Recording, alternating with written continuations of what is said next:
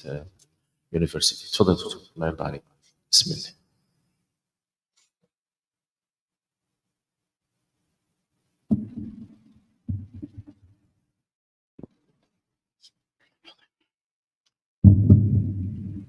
الحمد لله رب العالمين والصلاة والسلام على رسول الله صلى الله عليه وسلم.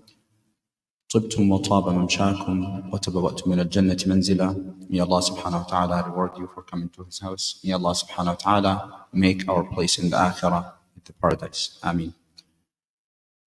Alhamdulillah Rabbil Alameen. Just a short Khatira I would like to share with you from Surah Al-Baqarah as we getting closer to the month of Ramadan. And one of the main things during the month of Ramadan, or something that is special about it, that Allah subhanahu wa ta'ala has chosen this month to reveal, to send down the Quran. And Allah sent down the Quran for us to connect with the Quran and to reflect about the ayat that He sent down as mercy for mankind. As we notice at the beginning of Surah Al-Baqarah, the second chapter, Allah subhanahu wa ta'ala, we should expect that Allah tells us about the foundations of Islam or the 5 pillars of Islam. But He tells us a few ayat about the Iman and the belief in the unseen, and also talks to us like about stories of people who came before us, the story of Musa alayhi salam, the story of Dawood, Wajalout, David and Goliath. This is one of the stories that I would like to share with you. But let's speak about that. The first ayat, Allah subhanahu wa ta'ala said, ذَلِكَ الْكِتَابُ لَا رَيْبَ فِيهِ. This book, there is no doubt about it. And it's guidance for who? هُدًى who? لِلْمُتَّقِينَ. May Allah subhanahu wa ta'ala make all of us among the muttaqeen. And said, الَّذِينَ يُؤْمِنُونَ بِالْغَيْبِ وَيُقِيمُونَ الصَّلَاةِ. Those are muttaqeen. Some of their qualities, they believe in the unseen and they stand up for the prayer. And if we look at both, like these two things, one of them from Arkan al-Iman and one of them from Arkan al-Islam. And he said, وَمِمَّا رَزَقْنَاهُمْ يُنْفِقُونَ. And then the ayat goes on. But I want to jump to the story of Talout and Jalout alayhi salam. So Allah is mentioning that people after Musa alayhi salam, Allah subhanahu wa ta'ala used to send prophet after prophet. So He sent them a prophet. There was clearly injustice that was happening and people were forced to leave their homes, as what's happening in Palestine today. And the people told their prophet, ألم تر إلى الملأ من بني إسرائيل من بعد موسى إذ قالوا لنبي له بعث لنا ملكا نقاتل في سبيل الله. They told their prophet, why don't you send us like a king, a leader, so we can fight for the sake of Allah subhanahu wa ta'ala, so we can get our homes back, we can establish justice back on earth. And the prophet, he knows them. He told, what happens if Allah subhanahu wa ta'ala send you a leader and then you don't fulfill your promise? He told him, just send him and we will follow. And then when Allah subhanahu wa ta'ala told them that, or the prophet told them that Allah is sending Jalout or Malikan, so they told him, أَنَّ يَكُونُ لَهُ الْمُلْكُ عَلَيْنَا وَنَحْنُ أَحَقُّ بِالْمُلْكِ مِنْهُ. How Allah subhanahu wa ta'ala, or how this person can be our leader and we should be the leaders for him. Some people, they have that kind of like ego inside themselves. Like, why this person should be mother? Why should I follow their instructions? I'm so much better. I have more knowledge and I have more money. I have more wisdom, so on and so on. Right? But we should humble ourselves when it comes like to the commands of Allah subhanahu wa ta'ala. And he said, قالوا وَنَحْنُ أَحَقُّ بِالْمُلْكِ مِنْهُ وَلَمْ يُؤْتَ سَعْةً مِنَ الْمَالِ. He doesn't have a lot of money. We look at people who don't have much money or don't have nice cars or homes, like we look down upon them. And the Prophet, his response said, إِنَّ اللَّهَ اصْطَفَاهُ عَلَيْكُمْ وَزَادَهُ بَسْطَةً فِي الْعِلْمِ وَالْجِسْمِ. The reason why Allah has chosen this person to be a leader, because Allah has chosen him because He has given him wisdom. Inna Allah astafa alaykum, had chosen him, and He gave him like more power in body and also in knowledge. وَزَادَهُ بَسَّطًا فِي الْعِلْمِ وَالْجِسْمِ وَاللَّهُ يُؤْتِي مُلْكَهُ مَن يَشَاءُ. Allah يُؤْتِي مُلْكَهُ مَن يَشَاءُ. Allah gives his kingdom or His power or His authority to people whomever He wants. وَاللَّهُ وَاسِعٌ عَلِيمٌ. Then, first, if we notice, then some people now started following the Prophet, right? And then the leader, فَلَمَّا فَصَلَ طَالُوتُ بِالْجُنُودِ. And then they were going to pass through different tests. And these tests kind of like Allah is going to or show them, or they going to see like the levels of Iman inside everyone's heart.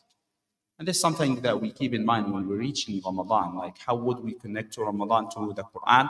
And how would we see like our level of Iman? Which group would we like to be? And listen, let's look clearly at these levels of these groups, or the level of iman inside the hearts of these groups. قال إن الله مبتليكم بنهر. When the king recruited the people here, and they are moving with him, and they are going through the first test, and he's telling them that you are passing by a river. And he said, if you drink from that river, you're not going to follow me. You cannot continue with me. But if you don't drink from it, and just like you can continue with me, unless you can just get a sip of water from your hand and then drink from it, right? And then, like, can you imagine soldiers back in the day? They don't have that water bottle from Walmart or from from Target or anything, and then they are going through like this hardships and struggles and difficulties, and then they are gonna find water, and they don't know how far they are going after that. And then the leader tells them, "This is just like some water that you can get." But after they passed by, the majority did not follow. They were thirsty. They thought that they will get the energy not from the faith, from the water. But only a few of them who followed, and then these are the few that the level of iman inside their heart is little higher, and they believed and they followed. And then فَشَرِبُوا مِنْهُ إِلَّا قَلِيلٌ مِنْهُ. Most of them they drank except a few of them. فلما جاوزه هو والذين آمنوا معه. After they passed the river, they are going to another test. فلما جاوزه هو والذين آمنوا معه قالوا لا طاقة لنا اليوم بجالوت وجنوده. Those who passed the first test and they have a higher level of iman, they said, man, we cannot stand against all this big military, Jalut وجنوده, all this Goliath and his soldiers. They are the most powerful people or army on earth. We cannot stand for them. Look at us. Just like we have like small, basic, like swords or weapons, or we cannot stand them on all of it. They say, Al-Jayshu alladhi la yuqal, the army that will never be defeated back in the day. That's Goliath and his soldiers. But among this group of people, they had people who had a higher level of iman. And then قال الذين يظنون أنهم ملاقو الله كم من فئة قليلة غلبت فئة كثيرة بإذن الله والله مع الصابرين. Those who believed, they said, how many times that a small group of people defeated a larger group of people only with the permission from Allah subhanahu wa ta'ala. Right? كم من فئة والله مع الصابرين. And remember that Allah subhanahu wa ta'ala always with those who show patience. That's one of the keys, iman and patience. وَلَمَّا بَرَزُوا لِجَالُوتَ وَجُنُودِهِ. Then they found themselves face to face, right to the Goliath and his soldiers. قالوا ربنا أفرغ علينا صبرا وثبت أقدامنا وانصرنا على القوم الكافرين.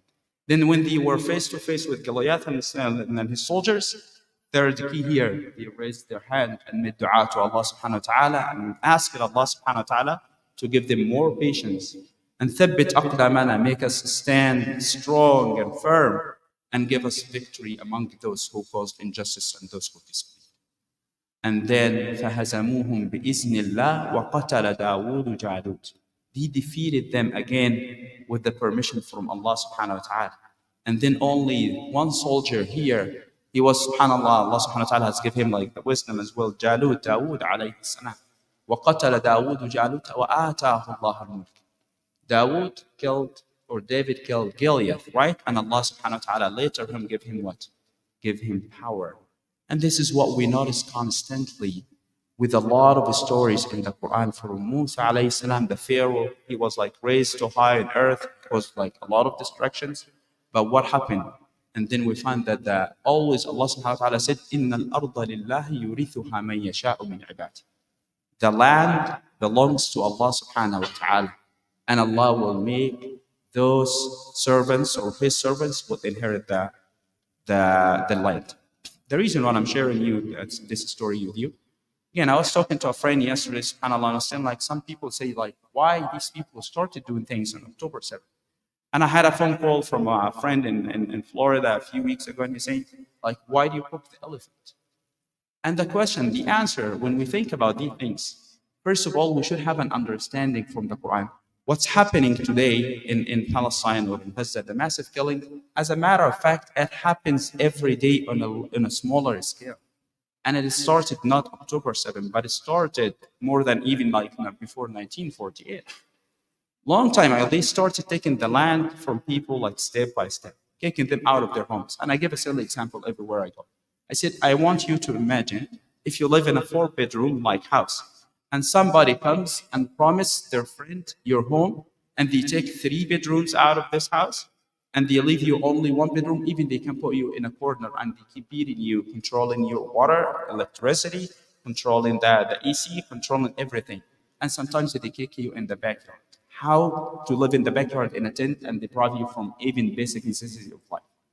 How would that make you feel about staying in it? So that's injustice. But first, we have to keep in mind whenever we lose hope in Allah subhanahu wa ta'ala, and Allah will fulfill His promise that He will give the land to whom they believe. And Allah chooses from among them martyrs to be in Jannah. And even in the story about the Pharaoh, He said, ونريد أن نمن على الذين استضعفوا في الأرض ونجعلهم أئمة ونجعلهم الوارثين. After Allah subhanahu wa ta'ala talks about the torture that the Pharaoh is doing to the people over there, He said, we want to give like our blessings to those who were weakened on earth, and we will make leaders and we will make them the inheritors. May Allah subhanahu wa ta'ala make the people in Palestine the inheritors of their true land. May Allah subhanahu wa ta'ala free Al-Aqsa. May Allah subhanahu wa ta'ala grant us the opportunity to pray in the Masjid al-Aqsa.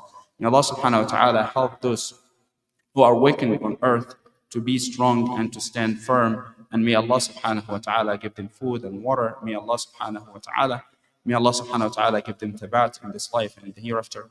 اللهم انصر إخواننا في فلسطين وفي غزة يا رب العالمين. اللهم انصرهم على عدوك وعدوهم يا رب العالمين.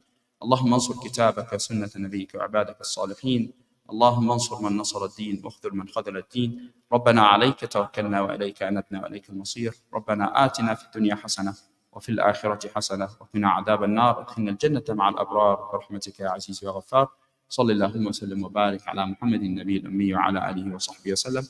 Just like as a reminder, as we approaching the month of Ramadan, inshallah, we should prepare ourselves. We still have like a couple weeks. It is not like a switch that we turn on as Ramadan comes and everything will be changed in our hearts. But as a tip for myself and everyone, try to connect more with the Quran. At least, like if you read in a page, a juz, find an ayah every day that resonated with you the most, and see how Allah subhanahu wa ta'ala impacted you or addressing you with this ayah, and how can you achieve an impact on other people around you from this ayah. بارك الله لي ولكم في القرآن العظيم ونفعني وإياكم بالآيات والذكر الحكيم. أقول قولي هذا واستغفر الله لي ولكم وجزاكم الله خيرا.